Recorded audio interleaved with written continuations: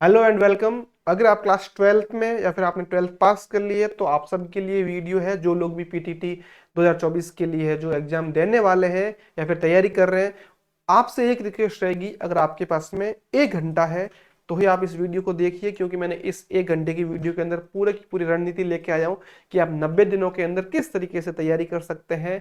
बहुत ही कम टाइम रहे आपके पास में है, और 12वीं के साथ साथ में अगर आप अपना साल बिना खराब किए अगर आप चाहते हैं कि आपका पीटीटी में सिलेक्शन हो जाए, तो आप प्लीज इस वीडियो को देखिए। अदरवाइज इस वीडियो को छोड़ दीजिए, ये वीडियो फिर आपके लिए नहीं है। ठीक है, फिर आप सीरियस नहीं है तो फिर कोई मतलब भी नहीं है। ठीक है, तो सबसे पहले शुरू करते हैं हम लोग 90 डेज की जो है पूरी की पूरी रणनीति हमारी रहने वाली 90 दिनों की। ठीक है, दूसरी बात, कुछ लोग बच्चे ये सोच रहे हैं कि सर ये इन्फॉर्मेशन हम लोग कैसे चेक करें। तो बच्चों देखो, सिंपल सी बात है, मैंने यहाँ पे स्लाइड बना रखी है। जैसे आप गूगल के अंदर सर्च करेंगे PTTVMOU, मैं यहाँ पे लिख लेता हूँ जिसको भी, PTET लगातार रहिए, VMOU 2024 और फिर .com लगा दो। और जैसे आप .com लगाओगे आगे बढ़ोगे तो आपके सामने जो इस तरीके से इंटरफेस आएगा। और ये जो वेबसाइट है वो ऑफिशियल वेबसाइट है। और ऑफिशियल वेबसाइट जैसे ही आप क्लिक करेंगे ऑफिशियल वेबसाइट में, आपके सामने कुछ इस तरीके से इंटरफेस है जो आएगा।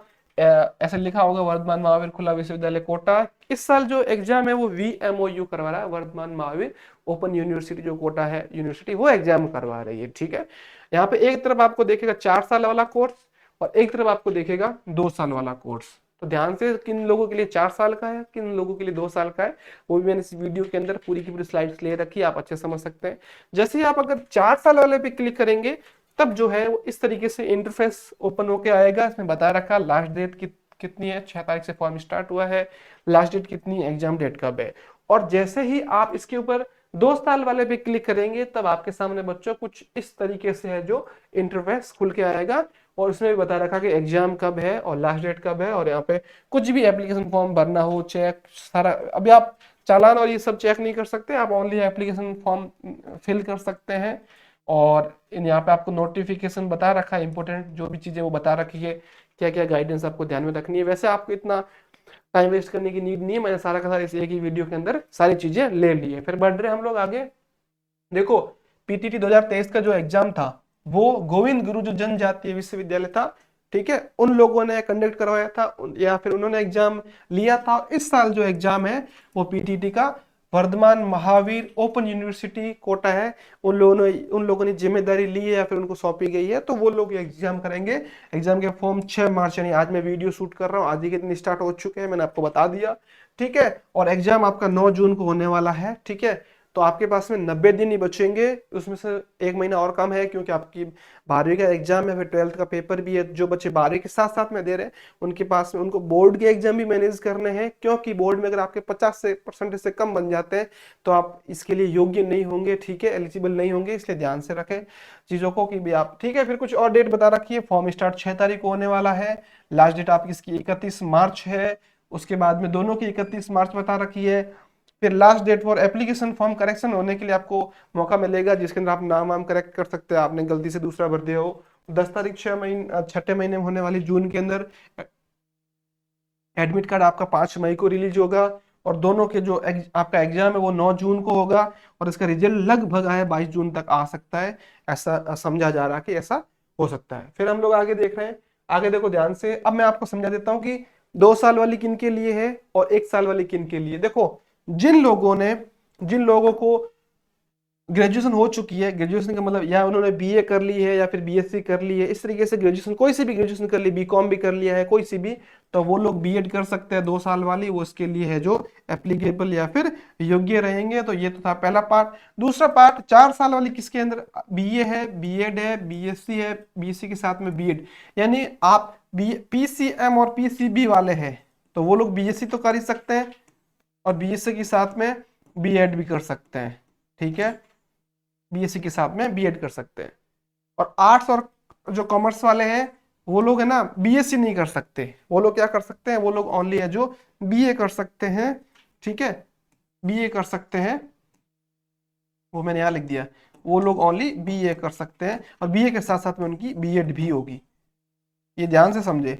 लेकिन साइंस वालों को एक फायदा है, साइंस वाले चाहे तो आगे है जो अपनी बीएससी साइंस वाला चाहे तो बीएससी करे चाहे, और वो चाहे साइंस वाले बीएससी नहीं करना चाहे, और साइंस वाले चाहे कि हम बीएससी के अलावा बीए प्लस बीएड करना चाहते हैं, बीए प्लस बीएड करना चाहते हैं, तो वो लोग कर सकते हैं। लेकिन ऐसा नहीं होगा कि किसी ने 8 से 12 या फिर 12वीं कर लिया है, इस साल फॉर्म भर रखा है या कॉमर्स से भर रखा है, वो लोग बीएससी नहीं कर सकते। ठीक है, बीएससी के साथ में बीएड नहीं कर सकते, उनके पास में एक ही ऑप्शन है, ओनली बीए प्लस बीएड। तो इस चीज का आप खास करके ध्यान रहे। दोबारा समझा देता हूं अगर आपको डाउट लग रहा है। देखो क्या बात है, अगर आप 12वीं में आपको भी पता है कि 3 स्ट्रीम होते हैं। ठीक है, विज्ञान यानी साइंस समझा जा सकता है, विज्ञान यानी साइंस समझा जा सकता है। दूसरा है आपके पास में कला, जिसको आर्ट समझा जा सकता है। और तीसरा आपके पास में है क्या, वाणिज्य, जिसको आप क्या समझा जा सकता है, कॉमर्स समझा जा सकता है। तो जो विज्ञान वाला है, विज्ञान वाला दोनों हाथों में है, जो जिसमें साइंस है वो दोनों हाथों में लड्डू रख सकता है। कहने का मतलब वो बीए भी कर सकता है या बीएससी भी कर सकता है, वो उसके ऊपर है, उसके ऊपर है वो कौन सा करता है। लेकिन दोनों के अंदर जो उसको है बीएड तो करवा ही जाएगी। लेकिन आर्ट्स वाला है वो ओनली बीए कर सकता है, आर्ट्स का विद्यार्थी है वो, और बीएससी वो नहीं कर सकता। तो ये पूरी चीज थी, मैंने आपको समझा दी। ठीक है, 2 साल वाला किन के लिए है और 4 साल वाला किन के लिए है। ठीक है, फिर देखो जो 2 वर्षीय जो एग्जाम है उसके लिए और जो 4 वर्षीय, दोनों के लिए मैं सिलेबस भी है जो यहाँ पे निर्धारण कर रखा है, फिर भी बता देता हूँ। 2 साल वालों के लिए है जो मान्यता प्राप्त किसी भी विश्वविद्यालय से कम 50% अंकों के साथ में ग्रेजुएशन होना अनिवार्य है। यानी उन लोगों की ग्रेजुएशन है जो 50% मार्क्स तो उसमें होने चाहिए ऑल ओवर मिला के। ओपन ग्रेजुएशन कर रखी है तो भी आप वैलिड है बिल्कुल। कोई खुला विश्वविद्यालय जैसे VMOU इस तरीके से जिन्होंने अगर कोटा ओपन से बीए कर रखी, बीएससी कर रखी है, तो वो लोग भी इसके अंदर एप्लीकेबल है। सेकेंड है फिर मेरा ST SC OBC, इन लोगों को इतनी सी छूट है कि 50 नहीं, अगर इनके 45 है तो ये लोग है जो 45 या फिर 45% में भी जो है ये कर सकते हैं। ठीक है, और ये भी ओपन यूनिवर्सिटी से भी अगर इन लोगों ने है जो सेम ग्रेजुएशन कर रखी तो भी ये लोग एप्लीकेबल रहेंगे। ठीक है, फिर हम लोग समझ रहे हैं 4 साल वाले के लिए। मोस्टली मैं समझ पा रहा हूँ जो भी बच्चे अभी 12वीं में है या फिर 12वीं पास करके इसको देने वाले हैं, तो उन लोगों को मैं एक ही बात बोलूंगा कि आप कम से कम 12वीं में 50% जो अंक है उतने तो आप लेके आना। और अगर आप ओपन से फॉर्म भर के आप कर रहे हैं तो भी आप इसके लिए एप्लीकेबल रहेंगे। ओपन का मतलब है आप स्कूल डेली ना जाके आपने ओपन फॉर्म भर रखा है, डिस्टेंस एजुकेशन, तो भी आप एप्लीकेबल है। डिस्टेंस एजुकेशन में राजस्थान में से भी कर सकते हैं या फिर 1-2 और जो यूनिवर्सिटी या फिर स्कूल से जो बोर्ड है वो भी करवाते हैं। ठीक है, राजस्थान स्टेट ओपन बोर्ड हो गया। ठीक है, और फिर ST SC और OBC, अगर इसमें कुछ अन्य स्पेशल वर्ग है तो वो लोग क्या कर सकते हैं, उन लोगों को है जो छूट है कि वो 45% तक है जो अगर उनके मार्क्स आते हैं तो भी वो है जो फॉर्म भर सकते हैं। ठीक है, फिर मैं आप और समझाता हूं आपको। फिर अगली स्लाइड पे बढ़ रहे हैं।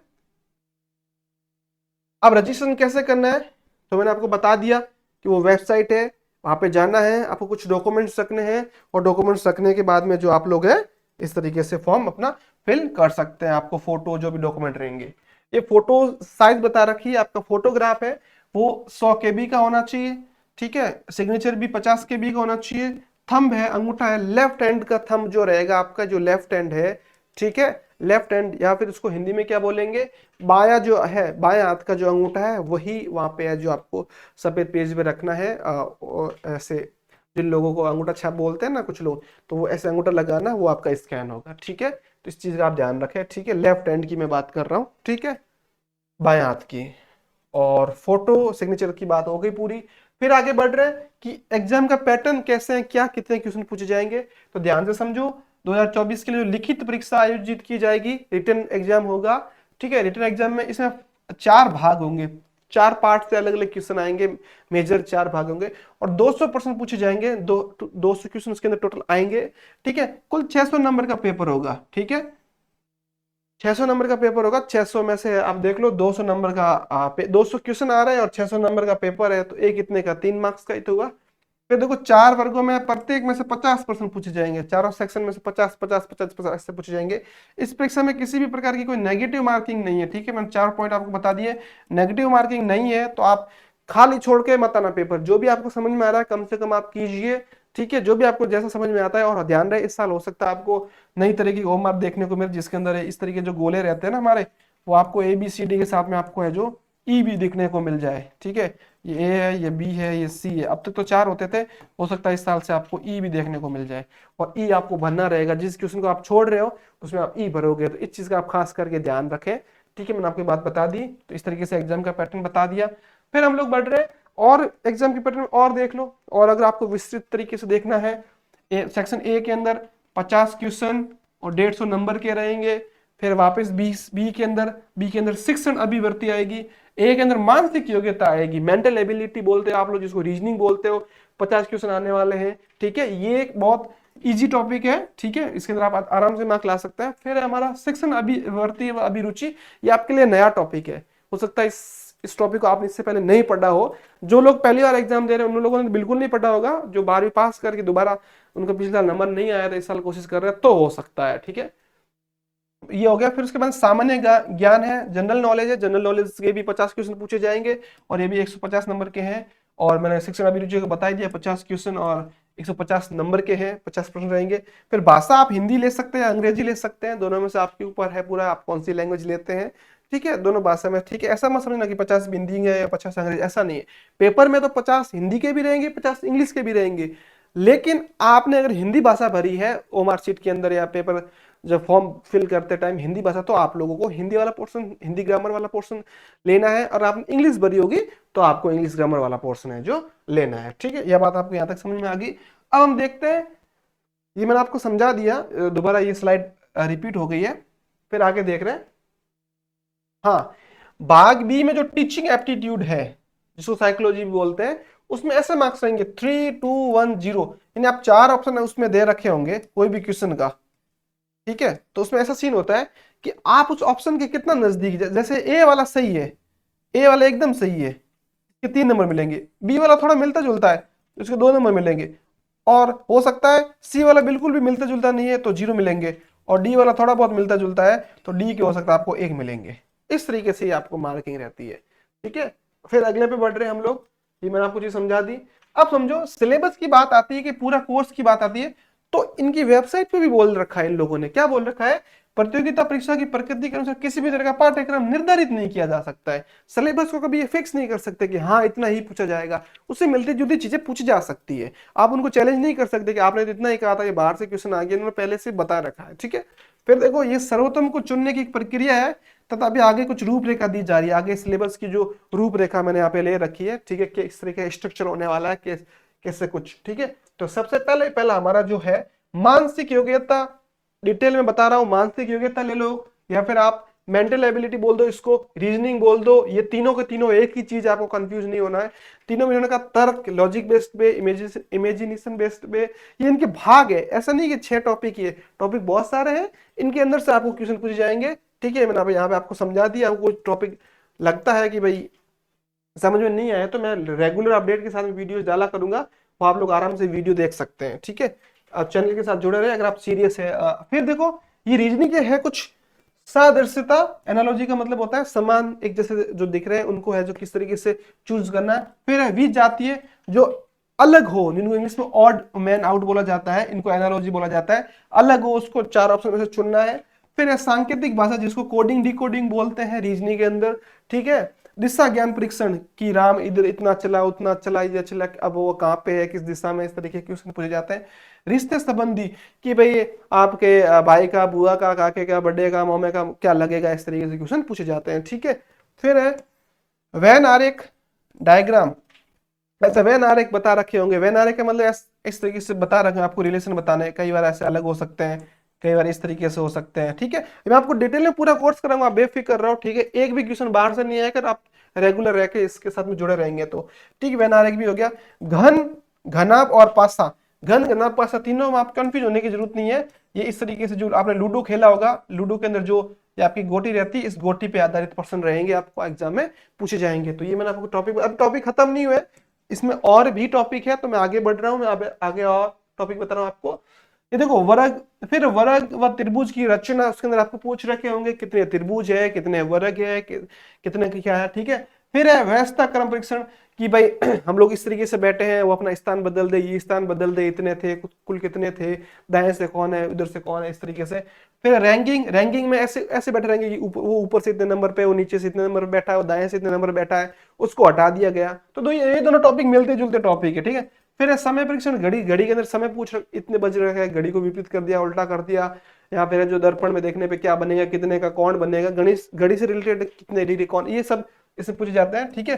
कैलेंडर के अंदर आज कौन सा वार है, कल कौन सा वार है, उस दिन कौन सा वार था, आज ये वार है, तो आज से 10 दिन बाद कौन सा होगा, 10 साल बाद कौन सा होगा, या फिर पहले कौन सा था, इस तरीके से पूछा जाएगा, दिनों पे, महीनों पे आधारित, ठीक है। फिर है आकृतियों की गणना, मैंने आपको बता दिया, वर्ग त्रिभुज की रचना की तरह आकृतियों की गणना, अलग अलग आकृति दे रखी होगी कि जैसे ऐसे पूछ ले कि इस आकृति के अंदर कितने त्रिभुज है, तो आपको गिन के बताने होंगे, ठीक है। इसका कमेंट में आप बता देना कितने त्रिभुज है इसके अंदर। फिर है आकृति गणना के बाद में विश्लेषणात्मक और तार्किक reasoning, analytical and logical reasoning, जिसके अंदर आपको खुद सोच के बताना कि इसका आंसर क्या होना चाहिए, ठीक है।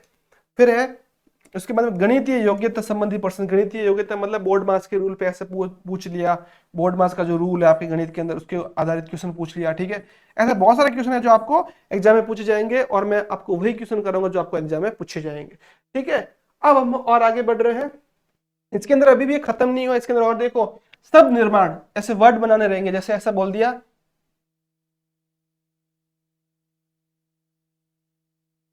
इससे आपको एक वर्ड बनाना है, ठीक है।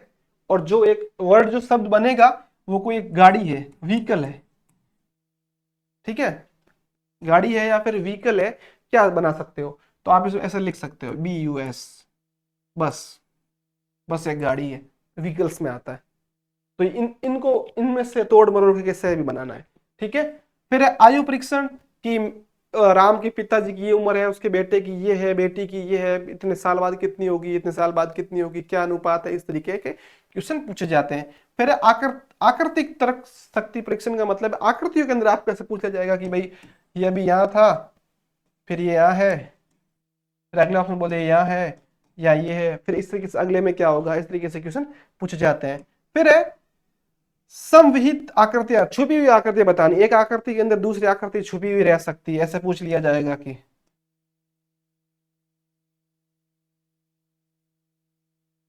आपसे ऐसा पूछ ले कि ऐसी आकृति किसमें, इसमें है कि इसमें, तो आप देख पा रहे होंगे ऐसी आकृति तो किसके अंदर है, ऐसी आकृति इसके अंदर है।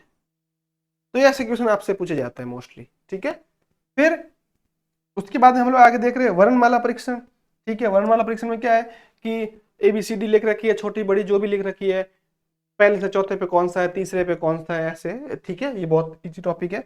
लुप्त संख्या, छुपी हुई संख्या आपको बतानी है, जैसे ऐसे बोल दिया 1, 3, 5, या क्या होने वाला आपको पूछ लिया, फिर आपको पता है 1, 3, 5, सॉरी मैंने 1, 3, 5, या क्या होने वाला, तो यहाँ 7 होने वाला, क्यों, क्योंकि विषम संख्याओं का समूह दे रखा था, ऑड नंबर का समूह दे रखा था। फिर देखो दर्पण व जल प्रतिबिंब, किसी भी आकृति या किसी भी वस्तु को दर्पण में देखने पे कैसी दिखाई देगी और जल में देखने पे कैसी दिखाई देगी, उसकी भी ये जो आपको है जो समझ रखनी है, क्वेश्चन पूछे जाएंगे।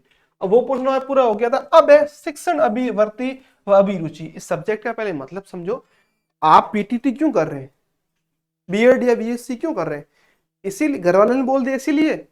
नहीं, ऐसा नहीं है। आप लोग इसलिए कर रहे हैं कि आगे आपको 12th के बाद में एक अच्छी टीचिंग की जॉब मिले, एक अच्छे शिक्षक की है जो नौकरी मिले, और आपका काम क्या रहेगा, बच्चों को पढ़ाना रहेगा। किस तरीके से पढ़ाना है, ऐसे नहीं कि बच्चे को पकड़ के उस चीज समझ में नहीं आ रही तो झापड़ लगा दी कि मैं तेरे को इतनी देर से बोल रहा हूँ समझ नहीं आ रही, तो ऐसा आप गलती ना कर। इसलिए पूरी की पूरी जितनी भी साइकोलॉजी बोल दो, शिक्षण अभिवर्ती बोल दो, टीचिंग एप्टीट्यूड बोल दो, तो वो है जो उसके टॉपिक होने वाले हैं। ये डिटेल में टॉपिक नहीं मैंने आपको बता रखा है, इनको आगे हमें समझना पड़ेगा, ठीक है। और इसमें आपको जो 3, 2, 1, 0 ऐसे नंबर दिए जाएंगे, जिसके जितने नजदीक होंगे उस हिसाब से मैंने आपको बता दिया। अब इसका अगर आपको सिलेबस देखना है तो ये बता रखा है, शिक्षण अभी क्षमता है, शिक्षकों में छात्रों के प्रति अभिवर्ती क्या हो सकती है, सामाजिक परिपक्वता क्या हो सकती है, विचार संप्रेषण, अंत व्यक्तित्व संप्रेषण क्या हो सकते हैं, ठीक है, शिक्षण व्यवसाय व वैश्विक की प्रतिबद्धता क्या हो सकता है, सारा सब कुछ बता रखा है, ठीक है। आप टीचर बन जाएंगे, टीचर ऑक्यूपेशन में आपकी क्या मोरल ड्यूटी रहेगी, ठीक है, सब पूछे जाएंगे। शैक्षिक प्रयोग समस्या व नवाचार, आप किस तरीके से नए नए एक्सपेरिमेंट करके बच्चों को ज्यादा चीजें कम समय में और कम एफर्ट्स में अच्छी तरीके से समझा सकते हो, जिंदगी भर याद रखे अलग अलग एक्सपेरिमेंट करके, तो वो सारा का सारा इसके अंदर आएगा। ठीक है, फिर हम लोग आगे और बढ़ रहे हैं। इसके अंदर और भी है, शिक्षक की योग्यता व गुण। एक अच्छे शिक्षक है, क्या गुण होने चाहिए, क्या उसके अंदर योग्यता होनी चाहिए, क्या उसकी एबिलिटीज होनी चाहिए, उसका बिहेवियर कैसा होना चाहिए बच्चों के प्रति। ठीक है, फिर शिक्षण प्रकृति उद्देश्य, शिक्षक पढ़ाना किस तरीके से है वो बता रखा है। ठीक है, अधिगमकर्ता के अभिलक्षण, अधिगमकर्ता सीखने या सिखाने वाले के किस तरीके से चीज की ध्यान रखना है। शिक्षण की विद्या कौन कौन सी विद्या है।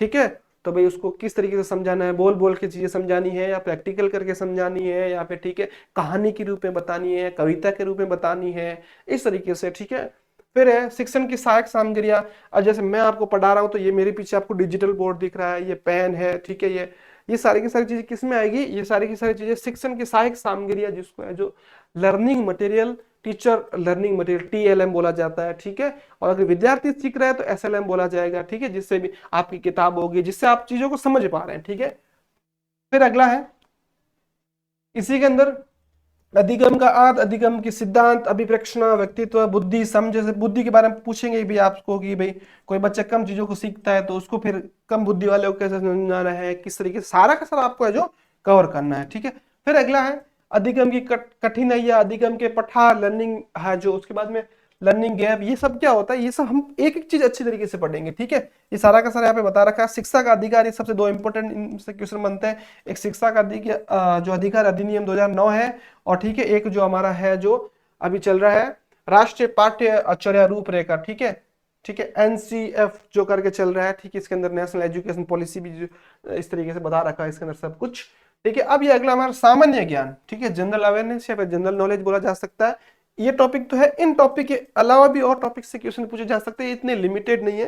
मैंने यहाँ पे सारे के सारे टॉपिक ले लिए।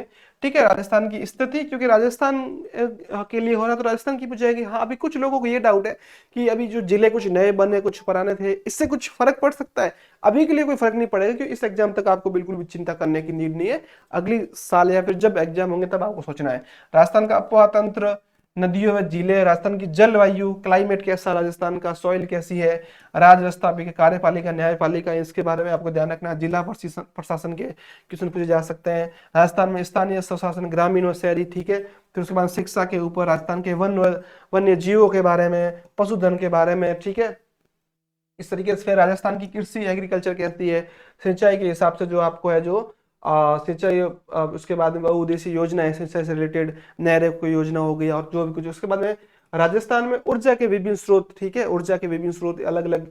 ठीक है, राजस्थान के उद्योग, राजस्थान में कैसे कैसे जो उद्योग है। ठीक है, फिर अगला है राजस्थान की खान व खनिज संपदा। ठीक है, मिनरल्स कितने हैं, किस तरीके से। फिर अगला है ट्रांसपोर्टेशन या ट्रांसपोर्ट, परिवहन है।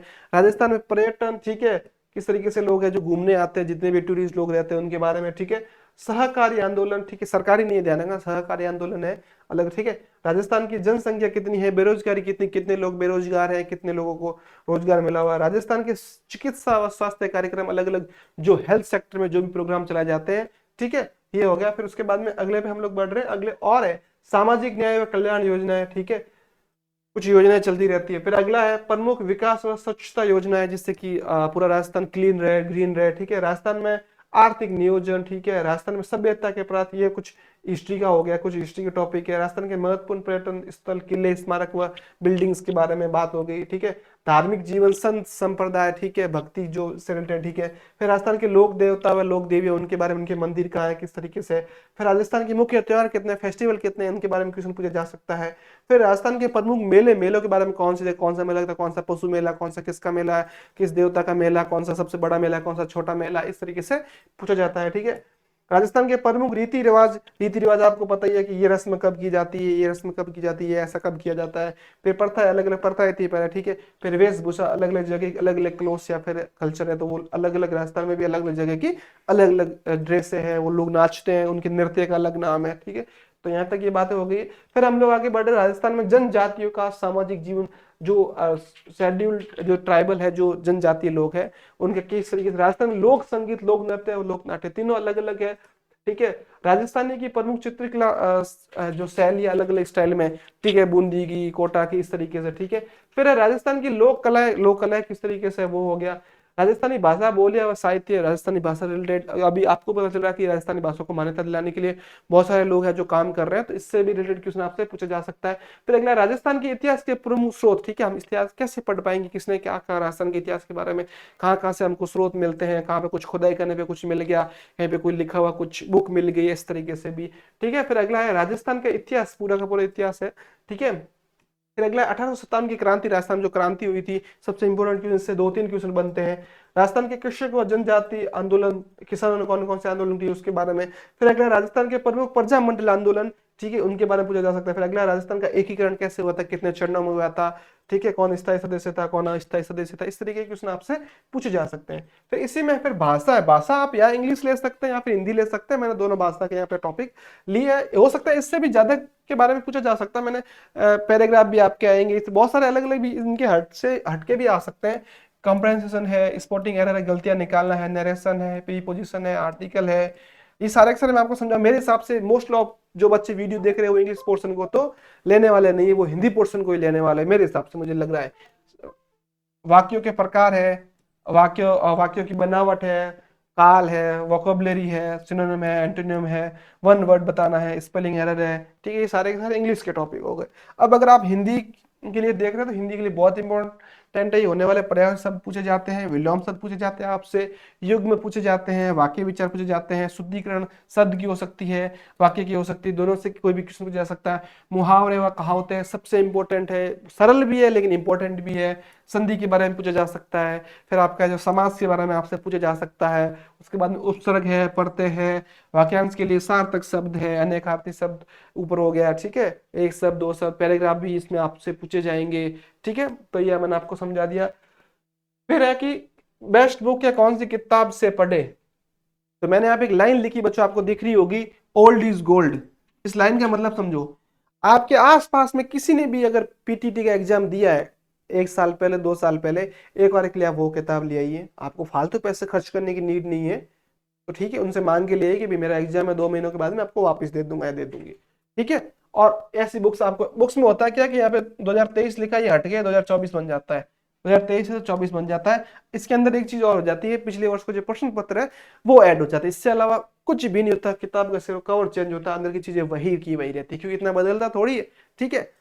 अब फिर देखते हैं कि अगर आपको जीके के लिए बुक पढ़नी हो तो उसके लिए सबसे बेस्ट बुक है राजस्थान अध्ययन की, लगा के आपको क्लास 9वीं से लगा के 12वीं तक की राजस्थान अध्ययन की सारी आपको किताबें पढ़ लेनी है, अगर आप जीके के लिए देख रहे हैं। और भारत या फिर इंडिया जीके के लिए देख रहे हैं या फिर बेस्ट नॉर्मल, तो आप उसके लिए एनसीईआरटी पढ़ लीजिए, 6ठी से लगा के 12वीं तक की। ओनली सामाजिक विज्ञान की बात कर रहा हूं मैं, सारी की बात नहीं कर रहा हूं, एनसीईआरटी ओनली पढ़नी है आपको, ठीक है। और अगर इनके लिए भी आपके पास में टाइम नहीं है तो मैं एनसीईआरटी की अलग से सीरीज बना के डाल दूंगा, तो आप वो देख लेना, नोट्स भी आपको प्रोवाइड कर दूंगा, लेकिन एक शर्त है कि आप रेगुलर अपडेट के साथ में रहेंगे तो ही आपके लिए चीजें काम की है। फिर इंग्लिश, कुछ लोग बच्चे इंग्लिश ग्रामर के लिए तो आप कोई सी भी ले सकते हैं, एनी बुक कोई भी ले सकते हैं आप इंग्लिश ग्रामर के लिए तो। लेकिन हिंदी ग्रामर के लिए जो हमारी गवर्नमेंट स्कूल के चलते अंदर चलती है नवीन व्याकरण, फ्री ऑफ कॉस्ट अवेलेबल है, मैं आपको पीडीएफ भी दे दूंगा। नवीन व्याकरण जो किताब है, नवीन व्याकरण की जो बुक है, क्लास 6ठी या 7वीं 8वीं 9वीं के लिए, ठीक, नवीन व्याकरण 9वीं से 12वीं तक पढ़ लीजिए, हिंदी के इससे बाहर आपके कुछ भी नहीं आने वाला है। और अभी एक काम ऐसा मत करना कि वीडियो चलते चलते में आप जो फोन लेके चले गए और फटाक से दौड़ के जा रहे हो, बाजार से ढेर सारी किताबें है जो आप लेके आ गए, आपको ऐसा नहीं करना है। आपको चीज का ध्यान में रखना है, ठीक है, क्या ध्यान में रखना है कि किताबें, अगर आपके पास किताबों का टाइम नहीं है लाने के लिए, फिर भी आप एक काम कर सकते हैं, आप बाजार ना जाके अभी वीडियो पूरी देखिए और मैं आपको एक एक किताब है जो प्रोवाइड करूंगा, इस चीज का आप अच्छे से ध्यान में रखें। फिर हम लोग आगे बढ़ रहे हैं, ठीक है। अब थोड़ा सा रह गया है, अब रीजनिंग के लिए अगर आप ढूंढ रहे हैं तो रीजनिंग के लिए 2 ही ऑथर सबसे अच्छे, एस चांद बोल दो या फिर डॉक्टर एस आर अग्रवाल, इनकी आप रीजनिंग की बुक ला सकते हैं। अगर आपके पास पहले से बुक है तो पैसे खर्च करने की जरूरत नहीं है, पीडीएफ मिल जाए कहीं से भी, अच्छी बात है, नोट्स तो मैं आपको प्रोवाइड करूंगा ही, ठीक है। और इस तरीके से लक्ष्य या फिर लक्ष्य के अलावा राव की आती है, 2-3 पब्लिकेशन और है, आप उनकी भी ट्राई कर सकते हैं। लेकिन आप ध्यान रहे, किताबें लाने से चयन नहीं होगा, आप अगर हार्ड वर्किंग करेंगे, स्मार्ट वर्किंग करेंगे, हार्ड वर्किंग से भी ज्यादा इंपॉर्टेंट है कि स्मार्ट वर्किंग।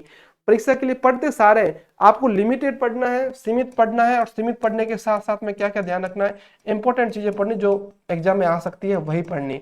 और सबसे लास्ट में आपने इतने तक वीडियो देखी है तो मैं आपके लिए एक काम और कर सकता हूँ, आपको एक तरीका और बता सकता हूँ जिससे आप चयन के बहुत नजदीक पहुंच सकते हैं। वो ये है, बिना कम पढ़े पिछले साल के जितने भी पेपर है ना 2019 से लगा के, अगर आप 2024 23 24 तक के जो भी पेपर है ना, वो अगर आप लोग 24 का तो होना है, सॉरी 23 तक के जितने भी पेपर हैं, इन पेपर को करना क्या है, इन पेपर को आपको लेके आना है, कहीं से भी पीडीएफ लेनी है और अलग से नहीं, पीडीएफ और इनके आप प्रिंट आउट निकलवा दो तो सबसे अच्छी बात रहेगी। अब क्या करना है, इनमें जितने भी क्वेश्चन है ना, जो सही आंसर है ना, जैसे ए बी सी डी में से जो सही है, उस सही ऑप्शन को भी समझना है कि सही क्यों हुआ, और जो पीछे 3 रह गए ना, 3 गलत क्यों हुए, उनके कारणों को भी समझ लो। तो आधे से ज्यादा मिलते जुलते इन्हीं में से मिल जाएंगे। कुछ भी क्वेश्चन पूछ दिया, ऐसा पूछ दिया कि ऊर्जा का स्रोत इसमें से कौन सा परंपरागत नहीं है या कौन सा है, तो आधा टॉपिक आपका है जो यहीं से क्लियर हो गया। ठीक है, तो आप इस चीज को अच्छे से समझ लीजिए कि ऊर्जा वाले से पूछा जाए तो ऐसे तो 4 ऑप्शन रहेंगे, 4 में से 3 के पहला भी समझना जो सही है वो भी, और जो 3 एक्स्ट्रा रह रहे हैं वो भी आपको समझना है। तो ठीक है, मैंने आपको सबसे, आप यहाँ तक आप जुड़े हुए थे इसलिए मैंने आपको ये चीज बता दी। ठीक है, आप ये भी नहीं कर सकते तो मेरे चैनल से जुड़े रहो। मैं पिछले वर्षों के प्रश्न पत्र, रीजनिंग, जो साइकोलॉजी, जितने भी ये नोट्स, जितनी भी सब कुछ रह रहा है, मैं नोट्स और सब कुछ आपको बेस्ट जो क्वालिटी का है जो स्टडी मटेरियल प्रोवाइड करूंगा, शर्त एक ही, आप जुड़े रहेंगे। तो ये वीडियो ये मैं पूरी करता हूँ, आप सभी को है जो शुभकामनाएं। इसके साथ में एक चीज का आप और ध्यान रखिए, मेरिट लिस्ट की आप सोच रहे हैं कि मेरिट कितनी रहती है, कितनी क्या रहती है, वो कोई प्री है जो पहले से प्लान नहीं रहती है। आपको बस ध्यान रखना, इस साल जो कंपटीशन है वो बहुत बढ़िया है कि लोग टीचिंग या फिर जो शिक्षक जो बनने के लिए बहुत सारे युवा तैयार हो गए, वो भाग रहे हैं इसके लिए, है ना। तो इसलिए ध्यान रखें, थोड़ा कंपटीशन बढ़ गया है, थोड़ा पेपर टफ भी आ सकता है, बट आप मेहनत करेंगे तो आप कहीं भी है जो पीछे नहीं रहने वाला है। फिर मिलते हैं अगले वीडियो में। और हाँ, अगर आप चैनल से सपोर्ट ले पा रहे हैं किसी भी तरीके से, तो हमारे चैनल को ज़्यादा से ज़्यादा सपोर्ट कीजिए, क्योंकि इस टाइम आपके सपोर्ट की बहुत ज़्यादा जरूरत है। आप हमारे सपोर्ट कीजिए, आपके लिए बेस्ट कंटेंट हम ला के देंगे। फिर मिलते हैं अपन अगले वीडियो में।